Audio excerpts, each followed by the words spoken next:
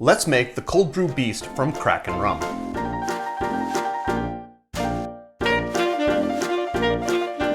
One thing I dislike about the recipes on the Kraken Rum website is they often use the term parts. How big is a part? How many parts does it take to fill a specific glass?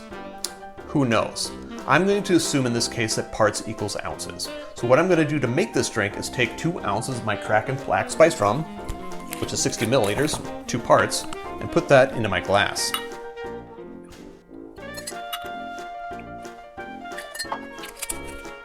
One part, 1 ounce, 30 milliliters of cold brew coffee. And if you make cold brew coffee at home, I don't know if you can. I just buy this at the local grocery store. And 1 ounce, 1 part, 30 milliliters of almond milk. Now I'm going to fill my glass with crushed ice. I have a crusher, I have ice. I'll be back with you in just a moment.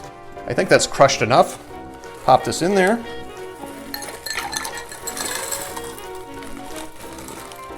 That may not be enough. I may have to get more. Because now, I'm going to swizzle it. If you don't have a swizzle stick, you can use a butter knife or a bar spoon. I'm going to sink this down to the bottom and swizzle it until it gets cold enough. I'll be right back. Okay, I did end up crushing a little bit more ice, so I can top this off. Spill ice everywhere as I do that. It's the nature of the thing. Sink a straw in there. Garnish is going to be a sprig of mint. Put that up here. Wake it up. Well, the coffee should wake it up, but I'm going to wake it up first. Some coffee beans. I don't know how many, the recipe doesn't say. And some grated nutmeg. I don't have grated nutmeg, so I'm going to use ground nutmeg. A little bit like that.